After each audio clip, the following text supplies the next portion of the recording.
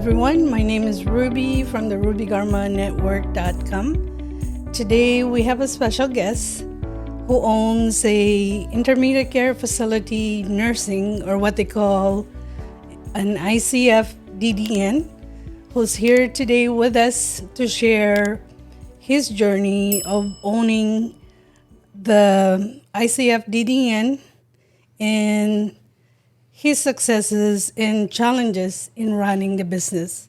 So let's welcome Donald Guerrero. Donald, go ahead and introduce yourself. My name is Donald Guerrero. I own ICF DD-N. Okay, and how long have you owned the ICF? I've owned it for 20 years.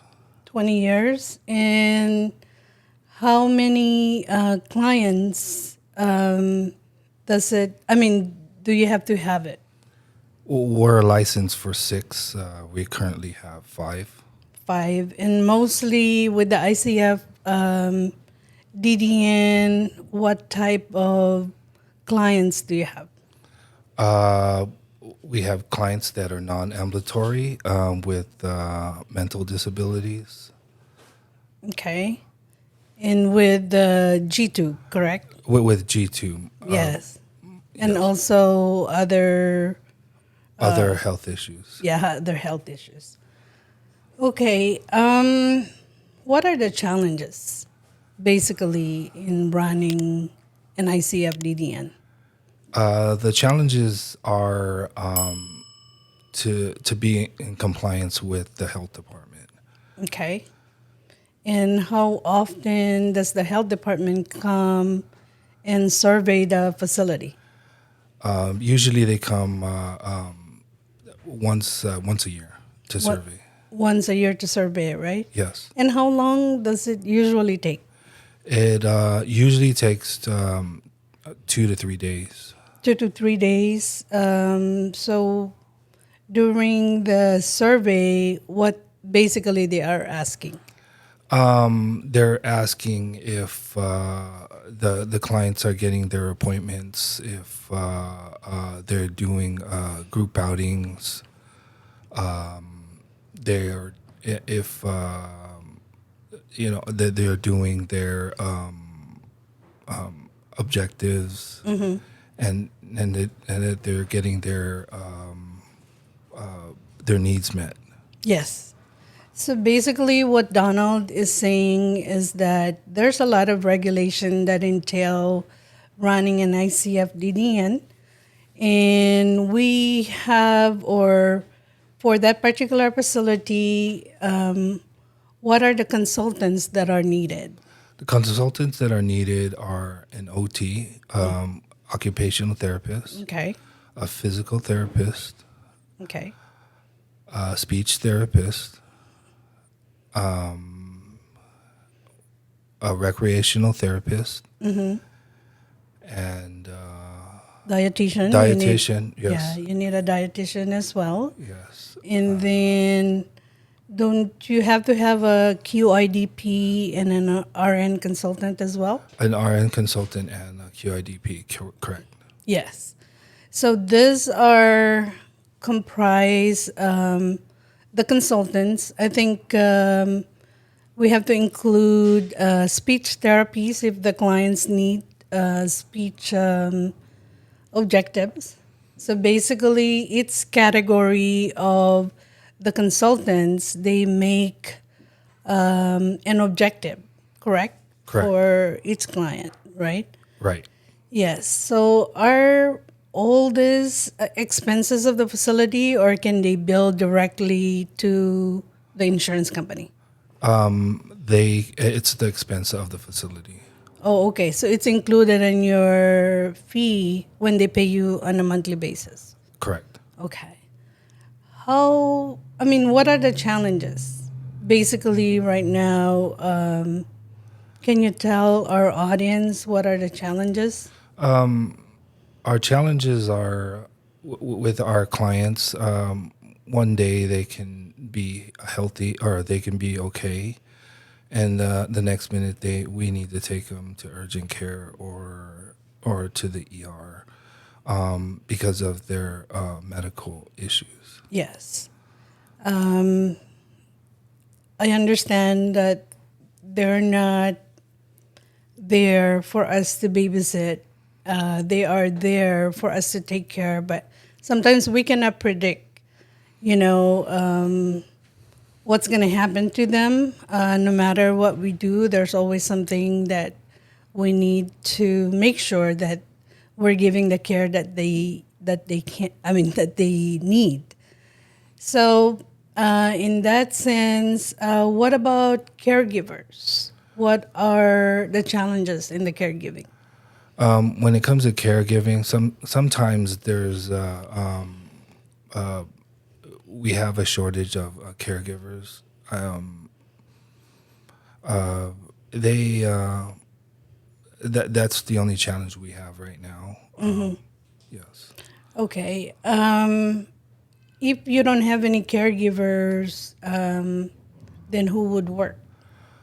Usually, I would fill in, or I have my brothers that help with the facility. So we fill in. Okay. That's good because your facility, there's three of you.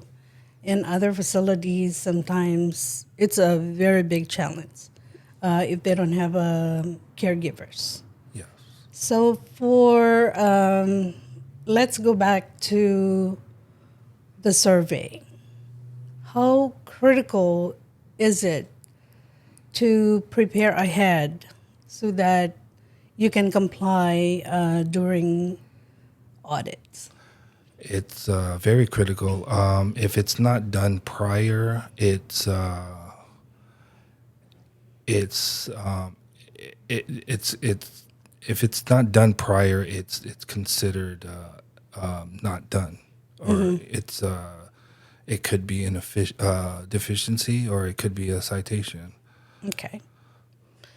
I know we just had 2 years of the COVID-19. How did that affect your facility? It affected. Well, I think ultimately it affected the clients more than they were not able to go out. I think they had to stay inside, and the facility had to accommodate with caregivers being around the clock. Yes. It was really scary at the beginning.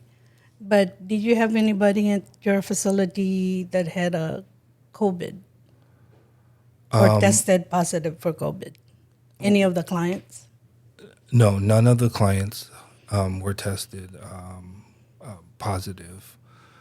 We did have one staff at the beginning, and like you mentioned, it was scary at the beginning. So we didn't know what to expect from it. We'd never experienced anything like this, so it was scary at the beginning. Yeah. So do you think the infection control that you have at your facility is working so far, or it needs adjustment? What do you think? I think that ultimately it's where it's supposed to be. I think our administrator has our infection control up to par. Okay. And everybody was obligated to follow, and were they following all the time? Yes. Okay. Yes. Yeah. I know that I said we because I know I am the RN consultant for that facility. It's really hard and scary for the last 2 years. But even until now, we continue to do the same infection control just to comply with the regulation, even though they're saying that we're going to ease up a little bit or unmasking, we still do the same. Is that correct, Donald? Yes, we still follow the guidelines of the health department. It's it's critical for our staff and our clients. So, what other things that you need to prepare for the staff as well as the facility to be audit ready? Do you remember? I know you mentioned that they have to have all the updated appointments for like dental, if they needed cardio, if they needed audio, neurologists. Um, is the facility also need to comply on fire and safety? Yes, we there was with the fire and safety there was in between our fire sprinkler company and fire and safety there was a little discrepancy. And we fire and safety life and safety ultimately they wanted sprinkler heads in the closets where our fire sprinkler company said we didn't need it, but ultimately we ended up installing it in our closets and bathrooms. Because that's what licensing Set, wanted us yes. to do. Okay. Right, right. I know there was back and forth on the fire and safety, but that one we're ready for this year. Any other things that we needed to get ready for? With life and safety, we also had we needed some monitors, heat monitors installed in the attic. So we're ready for that. So the monitors, are those like fire sprinklers or? No, they just detect heat and it's connected to the sprinklers. So if it reaches a certain temperature in the attic, the fire sprinklers will go off. Oh, okay. Yes. So they require that for the facility to have. Right. Is it installed in the ceiling or It's just in the attic? just an attic. For each room or just one? No, there's two in the home because it covers 20 feet radius. Okay. So the two that are installed are considered enough. Okay. So, as the owner of this facility, and what do you think about the survey? I mean, does it take long? What do you think that would make it easier for the providers? Because sometimes it's really stressful when they come to the facility, correct? Yes, like I mentioned before, it as long as you have it done prior to and instead of doing it when they come, when they arrive, the survey will go a lot smoother. Okay. So your experience for the 20 years that you own the facility, was there a time that you had a zero deficiencies? Yes, there was one time. There was one time? Okay. Yes. And what was the preparation? Was it better than the years after that, or? I yes, the preparation was better. Yeah, it was better than after. Okay, so your survey is every year. Um, does any other regulatory bodies also come in audit? an audit. The facility, like The regional center will regional come. center. Regional center comes and does it annually as well. They used to do it annually, but then I think lately they didn't come annually. Right? I think it's due to the COVID. Yes. Yes.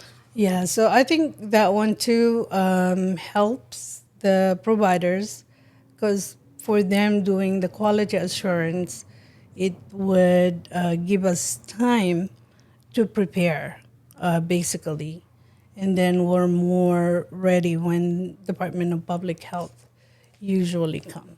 Yes. So, you're saying that your experience with the surveyors are always pleasant.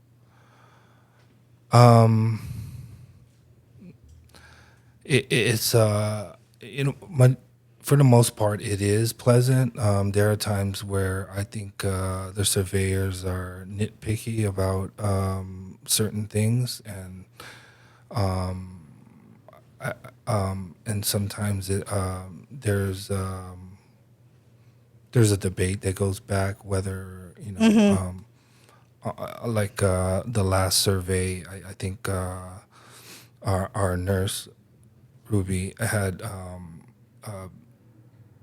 something to say about what the surveyor was saying about following up about a certain drug that is prescribed to the client. Yeah, I remember that one. It's really challenging. You're right. But we can't even, sometimes I feel that we cannot even argue to them because it's their words against us. So basically, whatever they tell us, I just said okay sometimes. But if I have all the evidence then we can do the rebuttal, later. But part of it that I was kind of not so happy because it was COVID, and then they still insist that we need to send our clients to the doctor. They still expect us to do what we needed to do. There's no ifs and buts. Right. So that's part of the big challenge, I guess, Right. that we had to do, but we did it. So basically, Donald, what can you tell the audience, to those people that are aspiring to open a facility like yours? What are the things that you wanted them to think about? And I mean, how would they do it? Well, running a facility is it's not easy. It sometimes it does require you to drop what you're doing and attend to the issue. If it be the client needs to go to the ER or the urgent care, or certain things arise that you don't anticipate at times, and running a facility is like I said, it's not easy. But the facility that you have, you inherited that from your parents, basically, right? Right. So, but you were there from the start up to now. Right. Yes. So, what is the difference then and now? I think then my mom did a lot of the work. Now it's my brothers and I, we don't rely on my mom anymore, and we do it all ourselves now. I think that's the difference. We were more reliant on my mom than Before. before. Yeah. Yes. But now you guys have to be on your feet and Right. make sure that everything is okay, right? Right. Okay. Do you think in the long run you're gonna have more facilities? Is Ultim- that the I, goal? I do want more facilities in the long run. Hopefully, in the near future, I can have another one. Okay. Will it be the same type of facility? No, I was thinking either CCL or even an ICF DD-H. Okay. So those are the clients that are easier to maintain because most of them are either ambulatory and less critical, correct? Right, with less health issues. Yeah, with less health issues. Well, yeah, why not? You're already in that type of business venture Right. and you have to keep going, Right. right? Right. So, my other question is that how was the pricing of renewing your business license as an owner? From the time your mom was, from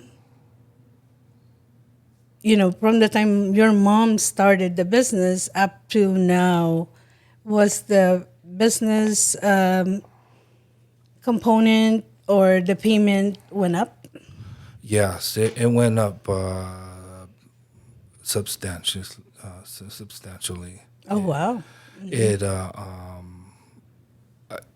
I think this year I just sent in a payment for the renewal in November, and it was quite much.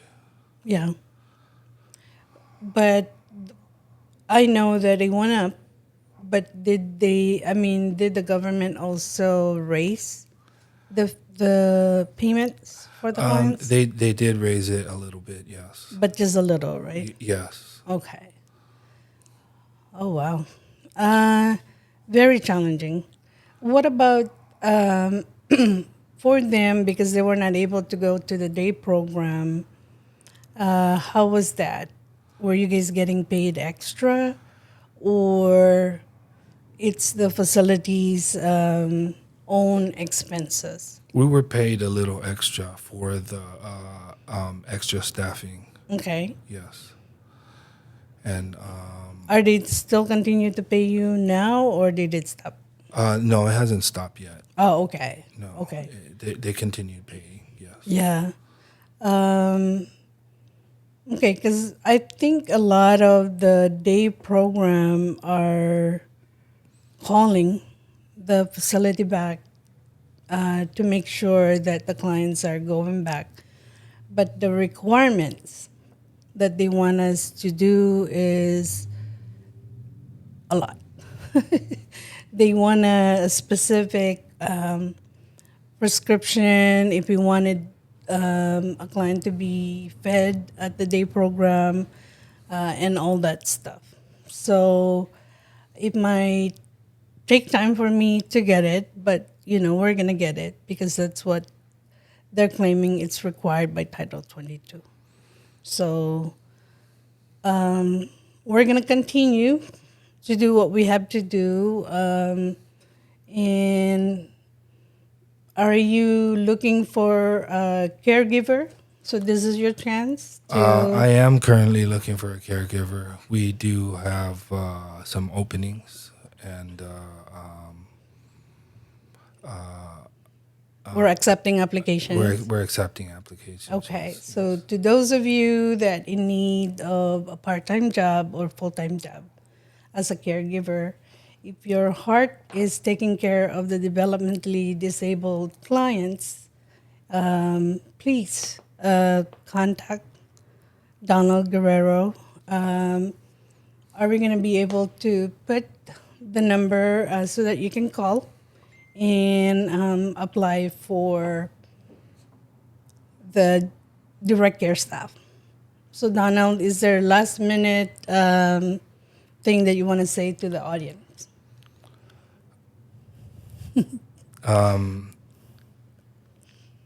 No, I can't No? think of anything right now. Okay. Okay, I think that was my last question, Donald. And thank you so much for giving us this opportunity to interview you and share your journey with us in taking care of the clients that you serve. Thank you so much. Thank you. If you like this video, give it a thumbs up, comment, like, and subscribe, and see you on the next video.